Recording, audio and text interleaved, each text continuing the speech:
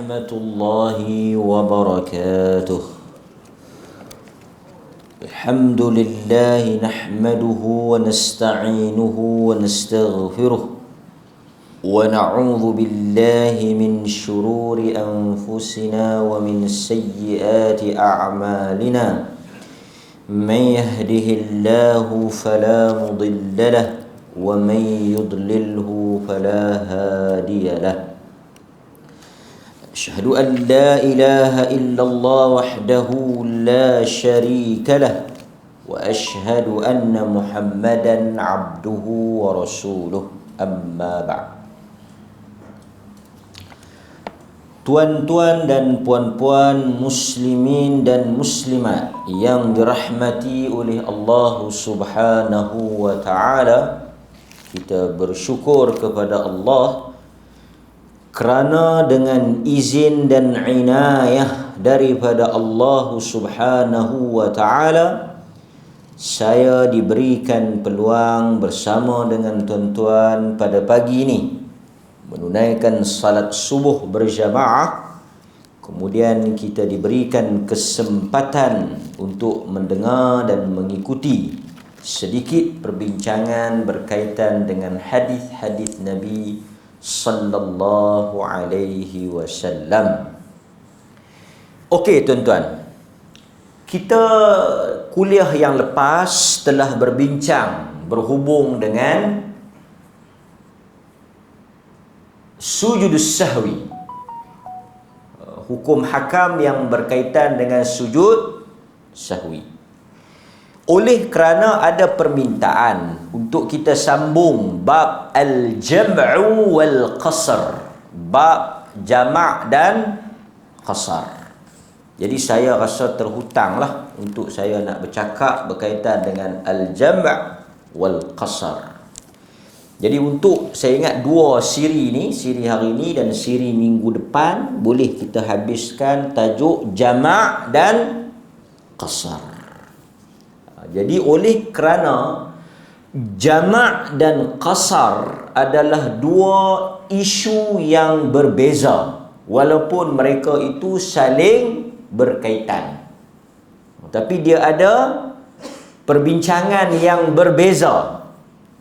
Keliru orang kita ni kadang-kadang dia menganggap al-jam', jamak dengan qasar ni sebagai benda yang sama. So yang jamak dengan yang qasar ni benda yang sama. Jadi bila dia anggap benda yang sama, dia kelirulah sikit, bukan banyak, sikit. Boleh jamak di rumah, tetapi tidak boleh qasar di rumah. Umpamanya, tuan-tuan boleh semayang jamak di rumah, tapi tuan-tuan tak boleh semayang qasar di rumah.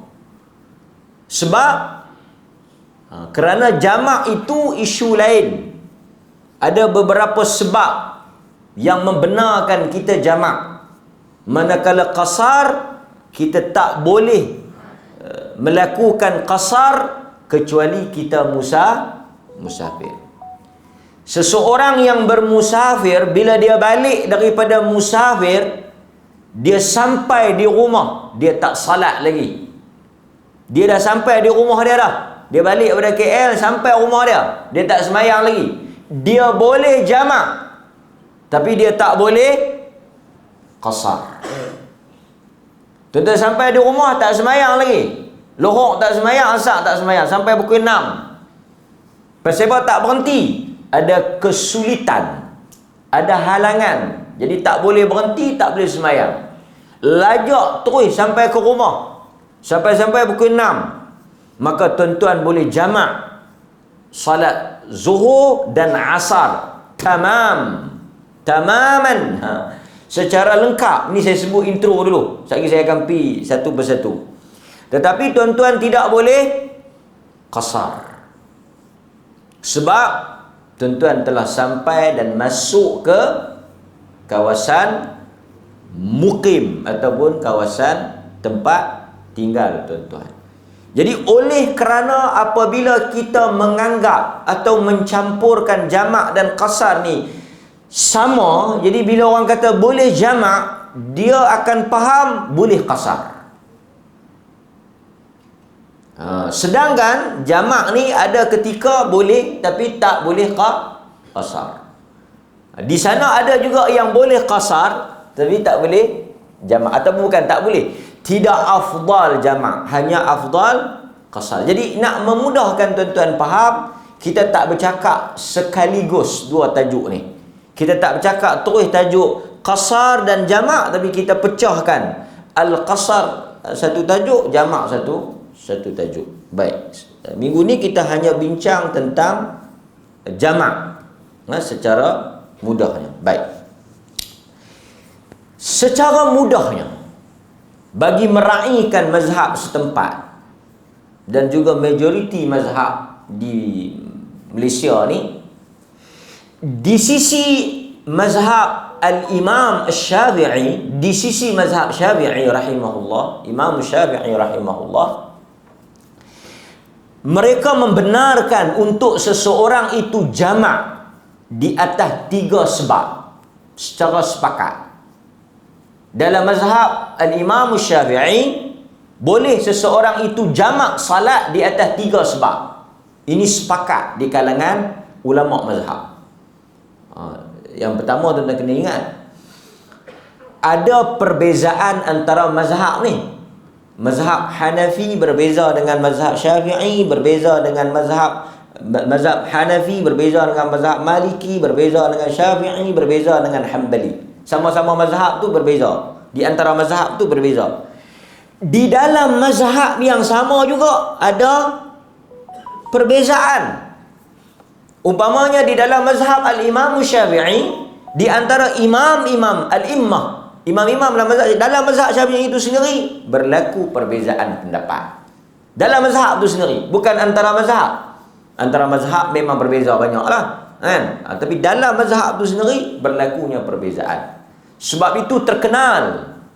Kalau orang yang belajar mazhab, dia akan terkenal perbezaan antara pandangan al-Imam Nawawi dengan siapa? Dalam mazhab Syafi'i akan berlaku pertembungan ataupun selalu berlaku perbezaan. Orang akan bincang perbezaan antara al-Imam Nawawi rahimahullah dengan al-Imam Ar-Rafi'i. Maksudnya sesama depa sama dalam mazhab, dua-dua mazhab Syafi'i, tapi depa juga berbeza. Jadi perbezaan pendapat ni ialah perkara yang biasalah. Yang tak biasanya apabila tak boleh berbeza. Kan? Tak boleh berbeza. Baik. Di sisi mazhab al-Imam Syafi'i, secara umumnya seseorang itu boleh menjamakkan salat. Yang ni apa dia? Sebelum kita duk bincang jamak-jamak ni, kita tak tahu apa jamak tu. Jamak di sisi fuqaha, di sisi ulama, ialah kita menghimpunkan salat dalam satu waktu lah. Yang ni umpamanya kita salat zuhur dengan asar dalam salah satu waktu, ataupun kita melakukan salat maghrib dan isyak di dalam salah satu waktu. Jamak ni himpun, menghimpunkan salat dalam salah satu waktu. Baik. Jadi bila kita boleh jamak di sisi mazhab Syafi'i tu, kita boleh jamak yang sepakat ketika musafir. Ketika musafir. Nombor 1, mazhab Syafi'i membenarkan seseorang itu jamak salat apabila dia musafir. Yang kedua, di sisi mazhab al-Imam Syafi'i, boleh jamak, tak boleh qasar ketika hujan. Tuan-tuan mari semayang maghrib di masjid ni, hujan, turun hujan. Tuan-tuan duduk di masjid, tuan-tuan boleh terus salat isyak jamak tamam. Tuan-tuan boleh semayang maghrib 3 rakaat, turun hujan. Di sisi banyak syarat lah, mesti hujan itu berterusan hingga habis waktu maghrib. Maksudnya pas maghrib tu hujan, tuan-tuan boleh terus semayang isyak, terus semayang isyak dalam waktu maghrib. Dalam waktu maghrib tu boleh terus semayang isyak 4 rakaat. Jangan pergi buat 2 pula. Dia kata dah boleh jamak, pasal apa? Tak boleh qasar. Yang ni yang kita habaq keliru tadi. Dia boleh terus bangkit, imam tu terus boleh bangkit, kita akan semayang isyak. 4 rakaat. Lepas tu kita pun tutup lampu, tutup aircon, tutup pintu pagar apa semua, balik. Tak payah main rasa lagi. Dia kata balik-balik hujan berhenti ke apa? Tak, kita dah salat. Tak payah sembahyang. Jamak kerana hujan. Tapi tak boleh qasar. Yang terakhir di sisi mazhab al-Imam Syafi'i, jamak di hari Arafah, di padang Arafah. Okey. Jamak di padang Arafah. Jadi 3 jamak ni, 3 sebab ni membolehkan seseorang jamak. Musafir, hujan di padang Arafah. Boleh jamak, tak ada masalah. Okey. Jadi musafir jamak dan qasar, hujan jamak saja. Arafah ni kalau kita tengok dalam perbuatan Nabi SAW, baginda jamak dan qasar lah. Okey, baik. Sekarang kita tengok pula. Di sisi mazhab lain banyak. Umpamanya mazhab Hanbali, ada lebih kurang 8 jenis sebab kenapa boleh jamak. Umpamanya kalau kita boleh sebut sikit apa yang disenaraikan di sisi mazhab al-Imam Ahmad ibn Hanbal, ada lebih kurang 8 sebab seseorang itu boleh menjamakkan salat dia. Dia agak luas lah, kan. Sekali lagi kita akan juga sebutkan tentang satu isu yang mana di dalam mazhab al-Imam Ahmad ibn Hanbal, dalam mazhab al-Imam Syafi'i berlaku perbezaan. Di antara sebab yang disebut oleh mazhab Hanbali, pertama, dia ada lebih kurang 8 secara umumnya lah. Satu, seseorang itu boleh jamak dalam keadaan sakit. Yang tadi tak ada dalam mazhab Syafi'i. Saya sebut dalam mazhab Syafi'i, dia isu sakit ni macam mana. Tapi dalam Hanbali, selain daripada hujan, selain daripada apa tu, dia boleh sakit. Yang kedua, wanita yang mustahadah, yang mengalami masalah darah istihadah, bukan haid. Haid ni bukan kata jamak, bayang pun tak payah. Nampak? Wanita yang menyusukan anak boleh jamak di sisi Hanbali. Dia menyusu. Tuan-tuan orang lelaki-lelaki tak tahu nak menyusu macam mana. Menyusu ni makan pun tak dan. Menyusu. Jadi menyusu ni satu masyaqqah. Dia kata untuk orang perempuan. Nampak macam mana? Tapi kalau tuan-tuan, saya ingat kalau tuan-tuan orang lelaki-lelaki menyusu, tuan-tuan akan kata apa? Baik tak payah jamak tak apa. Sebab dia satu kesulitan. Atau nak salat memang susah, kan? Sebagainya. Maka dia boleh menyusukan anak. Boleh menyusukan anak. Boleh jamakkan salat kerana menyusukan anak. Kemudian dia sebut lagi, orang tua yang uzur. Ini orang tua yang uzur, yang tak larat, boleh jamak. Agak-agak luas lah. Yang ni orang yang tidak berdaya untuk berwuduk. Termasuk orang muda yang payah nak ambil wuduk juga boleh. Orang yang susah nak ambil wuduk. Umpamanya orang yang lumpuh. Lumpuh kena sembahyang, stroke, siapa nak duk usung pergi bilik ayam, jadi susah, dia boleh jamak. Orang yang payah nak pergi bilik ayam, dia boleh jamak. Pasal tu bila kita pergi di hospital, bagi tahu dekat orang-orang yang di hospital tu, boleh jamak. Mereka payah nak tukar baju, payah nak urus najis dan sebagainya, mereka boleh jamak. Mereka kata kami ni orang kangak, mana boleh jamak? Hospital pun di kangak. Tak lah, bukan kita suruh qasar, kita suruh jamak. Nampak? Jadi orang yang sakit boleh jamak. Orang yang payah nak berwuduk boleh jamak. Orang yang tidak mampu mengenal waktu, susah dia nak kenal waktu.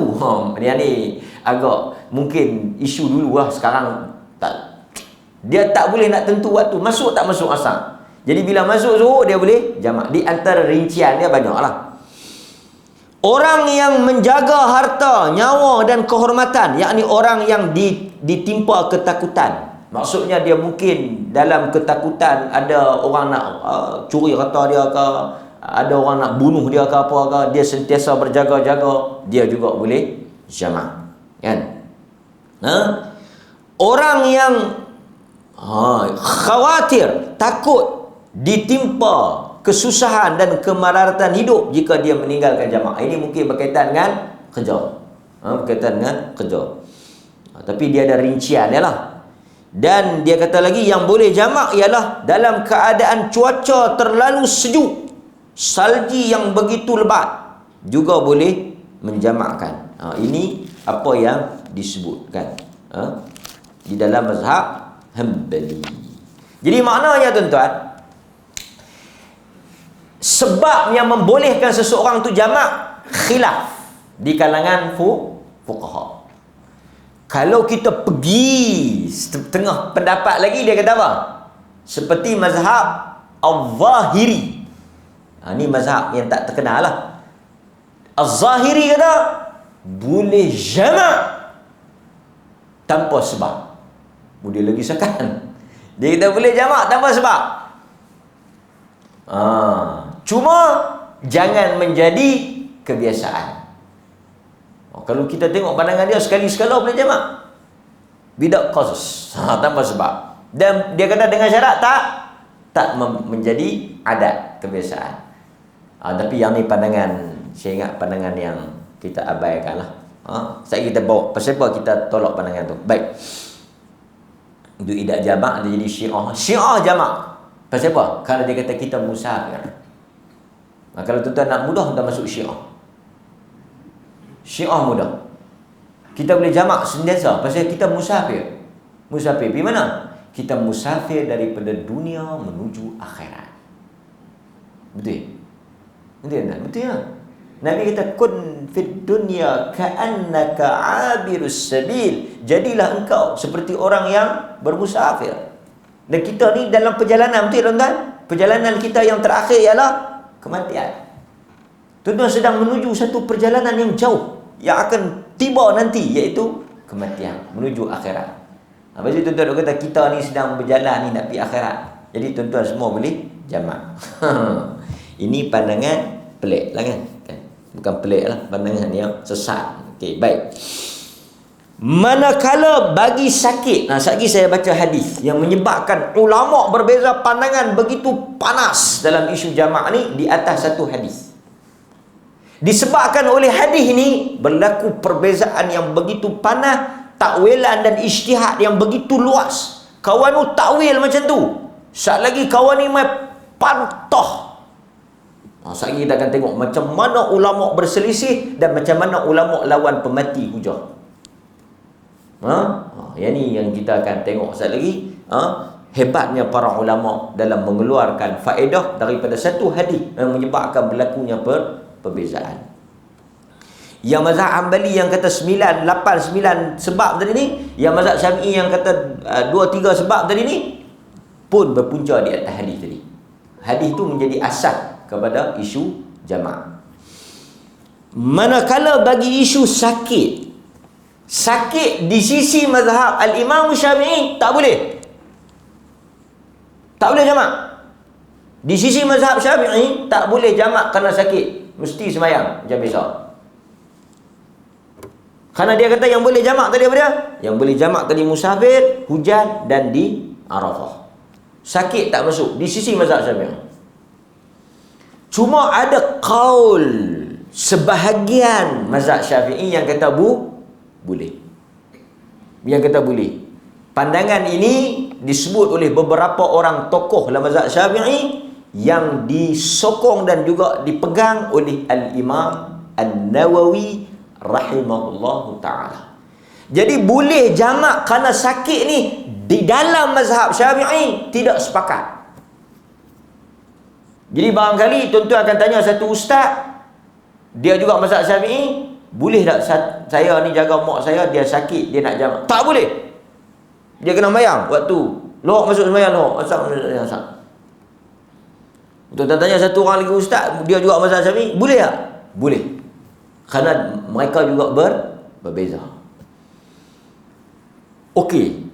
Di sisi mazhab Al-Imam Syafi'i rahimahullahu ta'ala, Yang kata tak boleh jamak kerana sakit tadi, mereka buat satu lagi, bukan buat, mereka berikan satu lagi penyelesaian. Mereka kata untuk orang yang ada masalah sakit ni, mereka boleh buat macam ni. Yang tuan-tuan bisa dengar dengan istilah ni disebutlah mazhab Syafi'i. Istilah mazhab Syafi'i lah, iaitu jamak suri. Jamak suri, bukan suri masakan Melayu jalan stadium tu. Itu kedai makan. Yang dia suri.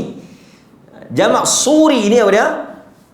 Iaitu satu orang salat di hujung waktu sembahyang yang pertama, di awal waktu sembahyang yang kedua, pada waktu yang berbeza.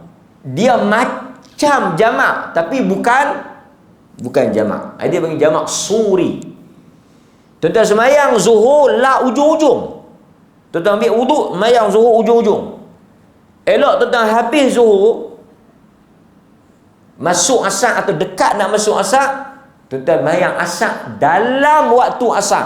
Tapi pasal apa dia nampak macam jamak? Pasal dekat, duduk dekat-dekat. Dia kata yang ni boleh. Maksudnya tuan-tuan kalau sakit, tuan-tuan jangan sembahyang lagi awal waktu. Tunggu Ustaz. Tunggu dekat nak masuk asar, pi pesah, di wuduk apa semua, sembahyang lohok. Elok zikir-zikir sikit, masuk asar terus sembahyang. Dia boleh yang tu. Tapi tuan-tuan, sebahagian ulama dalam mazhab lain kata yang tu lagi payah pada sakit. Ulama yang bantah jamak suri ni kata nak atuk hak suri tu lagi payah daripada sakit. Baik sakit tu daripada nak atuk bagi hujung-hujung dengan nak masuk awal-awal ni. Dibantah oleh mazhab lain, dia kata tak ada. Kalau kita mayang lagu tu dia tak panggil jamak. Yang tu memang mayang dalam waktu. Jadi kalau kita nak sebutkan macam tu, di mana kemudahan? Yang ni saya bukan nak kritik, saya baca hak mazhab lain tu. Dia kata tak mana yang mudah. Mudah ke payah? Nak buat lagu tu mudah ke payah? Payah. Dia kata kalau payah, apa function jamak tu? Jamak tu bertujuan untuk memudahkan. Yang ni dia bantah ni. Ini yang kata di antara mazhab tu berlaku bantah-membantah. Nampak? Tapi alhamdulillah setakat kita duk sebut ni, setakat kita duk bincang ni, kita tak lari daripada mazhab-mazhab yang ada lah. Taklah terkeluar daripada mazhab yang mereka duk sebut tu. Baik. Okey. Hadis. Sekarang kita pergi kepada hadis yang menjadi punca. Jadi kalau tuan-tuan nak jamak sembahyang kerana sakit, tuan-tuan tak perlu susah hati, kerana itu juga ada qaul di dalam mazhab al-Imam, pendapat dalam mazhab al-Imam Syafi'i. Dia kata mak saya stroke ustaz, payahlah kami nak urus dia, dia pun payah nak sembahyang tiap-tiap waktu, jamak. Saya ni jaga orang sakit ustaz, payah nak tinggal. Macam mana? Saya kau tinggal lagi berlaku bahaya. Dia ni makan nak kena tengok lapar semua susah, saya tak boleh tinggal langsung. Dia ni kena ICU, mereka intensive care ni. Memang kena duk parti saya. Dengan saya pun boleh jamak. Nampak? Itu pendapat lah. Baik. Dalil yang menjadi punca perbahasan di kalangan para fuqaha dalam menentukan sebab jamak tadi ni, yang sampai kata boleh jamak kalau tak ada sebab tu. Hadis ni juga mazhab yang kata boleh jamak. Az-Zahiri tadi ni yang kata boleh jamak walaupun tak ada sebab. Dia bukan tak ada hadis. Hadis tu juga. Yang kata tak boleh jamak main-main tu pun, yang kata bukan main-main, yang kata nak kena jamak kena ada sebab pun, hadis tu juga. Maksud satu hadis difahami dengan pelbagai cara, menyebabkan berlakunya perbezaan. Hadis yang dimaksudkan adalah hadis yang diriwayatkan oleh al-Imam diriwayatkan oleh al-Imam Muslim. Yang diriwayatkan oleh Imam Muslim. Yang diriwayatkan oleh al-Imam Muslim daripada Ibnu Abbas radhiyallahu anhuma. Hadis ni yang menjadi apa dia? Punca perbezaan pendapat. Kita akan baca hadis ni, kemudian kita akan tengok sedikit perbincangan di kalangan para ulama, lepas tu kita tangguh kelas kita dalam isu jamak. Tu dah jangan tanya lagi pula, berapa hari? Ni kita tak baca lagi berapa hari. Bila kita nak start, yang tu tajuk apa? Yang berapa hari, bila nak boleh mula, yang tu tajuk apa? Yang tu tajuk qasar. Jamak ni tak gaduh tang mana. Jamak ni di rumah tu boleh jamak lah. Berapa hari? Jamak ni berapa hari? Kalau sakit sampai lega. Jadi yang berapa hari jarak tu tak ada lah pagi ni. Dia kata dia ajak jamak qasar, dia tak habaq tang mana boleh mula. Dia tak habaq berapa hari. Sebab isunya jamak, bukan isu qasar. Baik. So, hadisnya kata Ibnu Abbas radhiyallahu an. Kata Ibnu Abbas, Nabi sallallahu alaihi wasallam melakukan zuhur dan asar secara jamak, maghrib dan isyak secara jamak, fi ghair khaufin wala safar, bukan kerana disebabkan oleh takut dan bukan disebabkan oleh musafir.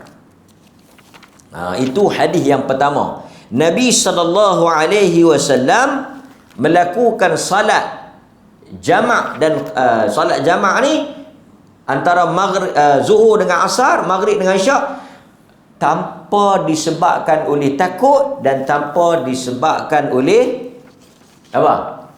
Sakit. Tanpa disebabkan oleh safar. Bukan sakit, safar. Okey. Baik. Kemudian ada hadis lain yang mana Nabi SAW dia lebih kurang sama aja dengan hadis tadi ni, daripada Ibnu Abbas juga, bahawa Rasulullah SAW menjamakkan di antara zuhur dan asar, maghrib dan isyak di Madinah. Tambahan daripada hadis tadi ni, di Madinah.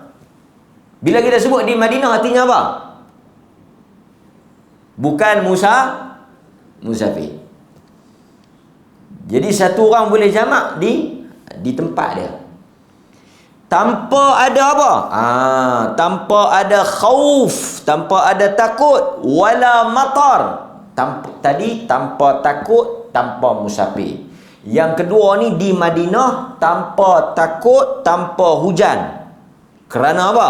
Kerana dia tidak mahu menyusahkan umatnya. Nampak? Sebab apa Nabi jamak tadi ni? Nabi jamak tadi pasal apa? Tak mau menyusahkan umat dia. Okey. Now kita bincang hadis tu cukup. Bila disebut bahawa Nabi SAW, kata Ibn Abbas, menjamakkan salatnya bukan kerana takut, menunjukkan kalau takut boleh jamak. Boleh tak? Boleh ya. Sebab dia nak habaq di sini apa? Dia nak katanya Nabi jamak tak takut, tanpa musafir. Maksudnya kalau takut dengan musafir memang boleh. Yang ni yang kita kena faham di sebalik tu.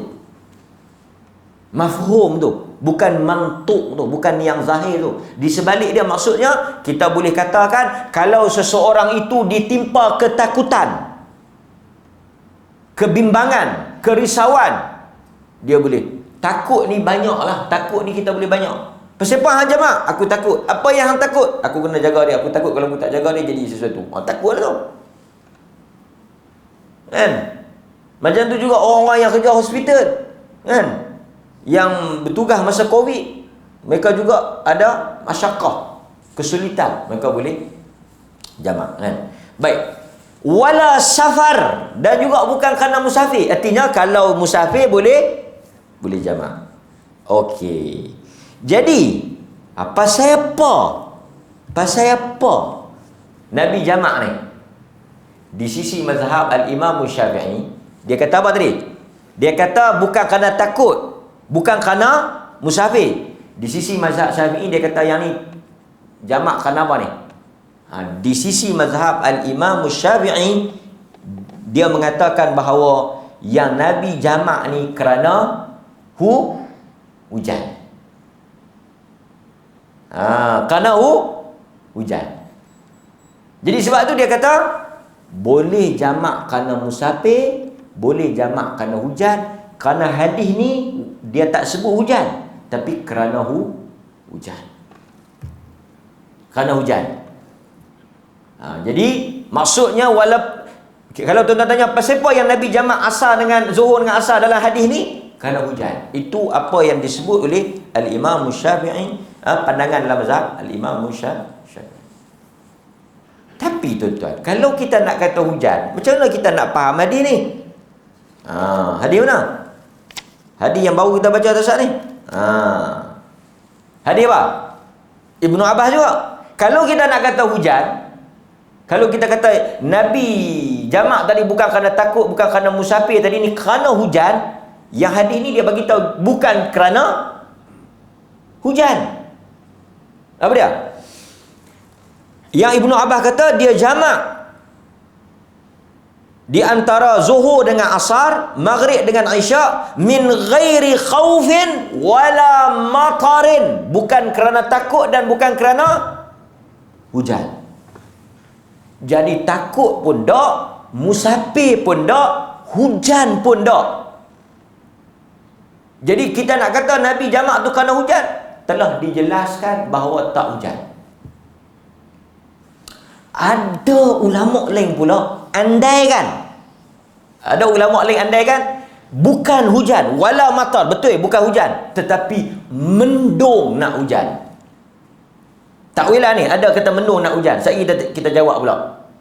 Maksudnya masa Nabi nak semayang tu mendung, kelam, nak turun hujan, jadi Nabi jamak. Betul lah, memang wala matar, bukan kerana hujan, tapi mendung. An-Nawawi rahimahullah jawab. Dia kata andaian kata mendung tu lagi tak dipakai. Pasal apa? Kalau tak kalah mendung waktu lohok, okeylah kita kata waktu nak mayang lohok mendung, jamak dengan asar. Betul lah bukan hujan tapi mendung. Mendung mungkin bahaya lah masa tu, bahaya. Mendung ni nak hujan, tak apalah, boleh terima. Kalau mendung waktu lohok dengan asar, apa alasan maghrib dengan isyak? Tuan-tuan boleh pergi tak lagi ni? Kau tak boleh pergi, saya pun setakat ni cukup. Tak, pasal benda ni agak berat, agak heavy kat ni. Pasal kita nak, kau ni dia kona kot ni, kau ni dia kona kot ni. Kalau kita kata zuhur dengan asar tadi mendung, Nabi bukan sahaja jamak zuhur dengan asar, Nabi juga jamak maghrib dengan isyak pun mendung juga lah. Nawawi kata tak mungkin andaian tu. Andaian ni yang paling jauh sekali. Pasal apa? Mana boleh. Hak nu okey, lohok dengan azab pasal apa? Mendung.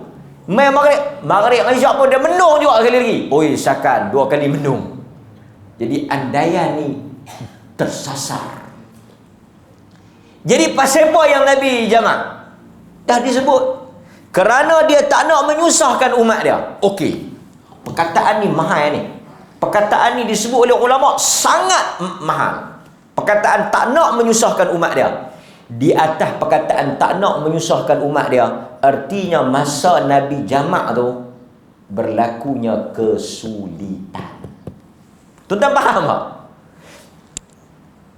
Okey, contoh dia. Pasal apa hang mai ikut ni, hang tak pergi ikut nu? Contoh kita tanya kawan kita. Pasal apa hang mai ikut highway tak pergi ikut jalan biasa? Aku tak mau menyusahkan rombongan aku nak pergi ikut jalan lama. Artinya kalau pergi jalan lama susah. Artinya apa? Apabila dia sebut tak nak menyusahkan umat dia, mana-mana umat dia yang berada dalam kesulitan, boleh jamak ke tak? Boleh ya. Dan Nabi jamak ni pun kerana ada kesulitan. Sebahagian ulama yang kata boleh jamak walaupun tak ada sebab tu dia ambil atas ni. Cuma dia tak boleh jadi kebiasaan lah. Isnin jamak, Selasa jamak, minggu ni jamak, minggu depan jamak, tiap-tiap hari jamak, tiap-tiap minggu jamak. Tak, pasal apa kita kata tak boleh jadi adat? Kebiasaannya Nabi jamak kan Nabi sembahyang ikut waktu. Ikut waktu, kita kena pegang hak kebiasaan tu. Hak ni sekali ni je. Jadi saya nak habang apa? Ulama yang kata kalau seseorang, tuan-tuan kena ingat, kalau seseorang itu berada di dalam masyaqqah, kesulitan, kepayahan, maka dibenarkan dia jamak walaupun dia tak ada sebab-sebab yang kita kata hujan tadi. Kesulitan. Di atas kaedah fiqh, al-masyaqqah tajlibut taysir. Apabila seseorang itu berada di dalam kesulitan, kesulitan itu mendatangkan kemudahan. Idza daqat tas'a, bila benda itu sempit, dia akan jadi luas. Maknanya tuan-tuan, kesulitan ni kalau saya nak senaraikan banyak Artinya kalau satu lagi, jangan main-main pula. Pasal apa hang jamak? Aku kesulitan. Sekali lagi aku nak pergi ambil anak aku, nak hantar kapal pula. Oh, demam lagu tu. Dia nak pergi ambil anak dia pukul 1, sekali nak hantar anak dia pukul 2 kapal, dia pergi jamak tu dengan asar. Apa kaitan dengan asar? Asar sekali pukul 4.30 tu, lepas anak hang balik tu. Oh, aku kalut ni. Pasal apa hang jamak? Pasal sekali aku nak pergi beli nasi kanak. Nasi kanak tu kalau pergi lambat, batuk. Jadi aku jamak siap-siap. Yang ni dia panggil bermain-main dengan agama. Tapi kalau satu orang ada masyaqqah, kesulitan, takut dan sebagainya. Pasal itu saya bagi contoh. Satu orang perempuan, dia nak musafir. Tak masuk waktu lagi. Dia nak semayang waktu tu. Sat lagi kalau dia berhenti boleh semayang tu, dia turun bah. Umpamanya malam. Dia di rumah dia maghrib. Tak masuk lagi isyak, contoh. Kesulitan lah ni. Sat lagi bila dia nak semayang jamak, tak boleh. Pasal dia berkata, hang tak musafir lagi. Dia faham macam tu. Sat lagi kalau dia naik bah tu, dia mungkin berhenti di mana? Di Sungai Perak ke bah pun bukan tentu halal lah ni nak berhenti. Berhenti tengah malam. Pukul 12.30. Pukul 11. Dia perempuan nak turun pergi bilik air. Nak pergi ambil wudu. Nak pergi jalan bilik air. Tuan-tuan tengoklah surau. Surau tu kita berjalan punya jauh. Kita selalu duk tanya, pasar raya ni negara orang Islam tapi main tang surau, mana halatoh. Surau punya jauh. Pasal apa tak surau jauh-jauh? Nak bagi pahala lebih. Jadi perempuan ni kalau turun susah lah, dia pergi sana hilang ke apa, orang rogol dia ke apa ke sebab. Maka dia nak keluar pergi stesen bah tu, di rumah dia boleh sembahyang maghrib dengan isyak. Di atas apa? Masyaqqah. Kita bukan main-main. Dan dia pun naik bah tiap-tiap malam kan. Mungkin sekali tu, lepas tu 6 bulan pula. Ini yang kita sebut. Baik tuan-tuan. Jadi kita boleh faham kenapa berlaku perbezaan di kalangan para fuqaha tentang isu jamak kerana kesulitan ni. Kan? Baik. Jadi tuan-tuan faham kita boleh jamak kerana sakit, kita boleh jamak kerana musafir, kita boleh jamak kerana hujan, kita boleh jamak di Arafah, kita boleh jamak kerana kesulitan. Itu apa yang disebut oleh para fuqaha. Okey.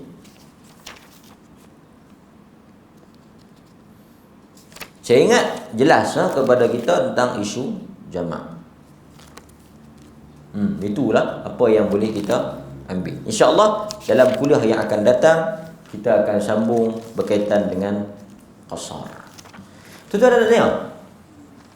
Jamak, janganlah jawab bi qasar. Jamak ya. Saya ingat jelas berkaitan dengan jamak. Habis. Saya punya point habis.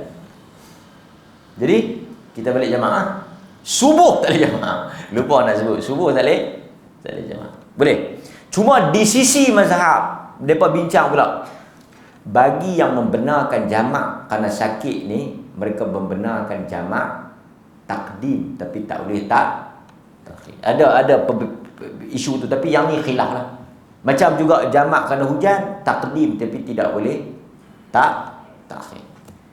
Yang ni perbezaan. Tapi jamak boleh. Jadi luas ada jamak luas. Minggu depan qasar. Bila kita clear jamak, qasar tak jadi masalah besar. Okey, jadi untuk minggu ni sampai hari Jumaat, tuan-tuan jamak dulu, jangan qasar lagi. Lepas kita dah belajar qasar, baru kita qasar. Sallallahu ala nabiyina Muhammad wa ala alihi wa sahbihi wasallam. Alhamdulillahirabbil alamin. Assalamualaikum warahmatullahi wabarakatuh.